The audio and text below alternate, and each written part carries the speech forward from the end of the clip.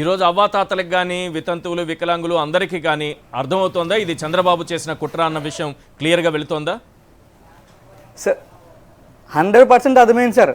100% అర్థమైంది. ఈ రోజు మీరు వచ్చి ప్రతి ఎవరినైనా సరే ఒక్కరి దగ్గరికి వెళ్ళి మీరు మైకి పెట్టి అడగండి సార్, వాళ్ళ బాధ ఏంటో వాళ్ళ కళ్ళల్లో మీరే చూస్తారు.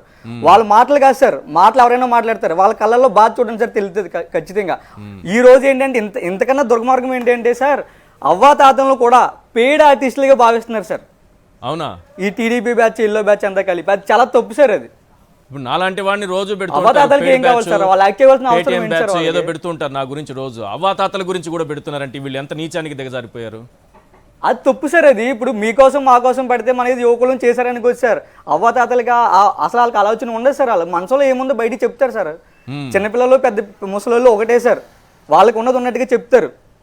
మీరు మేము కాదు కదా సార్ ఇక్కడ చెప్పవలసింది. ఆ ముసలోళ్ళ దగ్గరికి వెళ్ళండి సార్, ఒకసారి వాళ్ళ బాధ ఏంటో చూడండి సార్, ఒకసారి తెలుస్తుంది. వీళ్ళు అసలు వెళ్ళే ధైర్యం చేయగలరా? చంద్రబాబు గానీ ఎంతమంది సార్ వెళ్ళి టీడీపీ నాయకులు వెళ్ళి అవ్వాతాతల దగ్గర మాట్లాడే పరిస్థితుందా ఈ రోజు?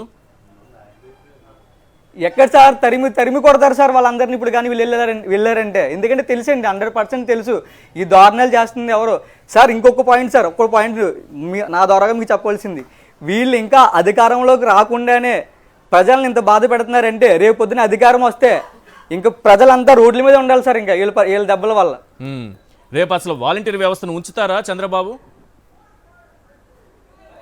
ఉంచారు సార్. ఎందుకు ఉంచుతారు సార్? ఉంచారండి, ఖచ్చితంగా ఉంచారు సార్. వీళ్ళైతే ఆయన చెప్తున్నారు కదా, ఇంతకంటే మెరుగ్గా నేను వాలంటీర్ వ్యవస్థ అని అంటున్నారు. ఇంకా ఏదో మెరుగ్గా చేస్తారట, మీకంతా లక్షలు 2 లక్షలు 10 లక్షలు జీతాలు వచ్చేటట్టు చేస్తారట సార్. ఇంతకు ముందు మేనిఫెస్టోలో ఎన్ని పెట్టారో 660 హామీలు మీకు తెలియదేం కాదు. అందులో ఎన్ని హామీలు చేశారు సార్ వీళ్ళు మాకు న్యాయం చేయడానికి? గోన్ సంచులు మోసుకునే జాబులు అన్నారు, ఉమెన్ ట్రాఫికింగ్ అన్నారు. మన రీసెంట్ గా బొజ్జల సుధీర్ రెడ్డి గారేమో స్లీపర్ సెల్స్ అన్నారు సార్. స్లీపర్ సెల్స్ అంటే మామూలమైన విషయం సార్. వాళ్ళు మాట్లాడే విషయం ఎంత దుర్మార్గమైన విషయం సార్. అది ఇందులో ఎంతమంది అమ్మాయిలు ఉంటారు, ఎంతమంది అబ్బాయిలు ఉంటారు, వీళ్ళ మనోభావాలు ఏంటి, వాళ్ళ పరిస్థితి ఏంటి, వాళ్ళు ఏమైనా చేసుకుంటే ఎవరు సార్ వీళ్ళు రెస్పాన్సిబిలిటీ? వాళ్ళు ఏమైనా చేసుకుంటే ఏంటండి పరిస్థితి? అలా ఎంతమందిని పట్టున పెట్టుకున్నారు కదా సార్. ఇంకెంతమందిని పెట్టుకుంటారు సార్ వీళ్ళు? ఈ రోజు 31 మంది చనిపోయారు సార్ ఫంక్షన్ కోసం వెళ్ళి. ఇంకెంతమందిని చావు కోరుకుంటారు సార్ వీళ్ళు?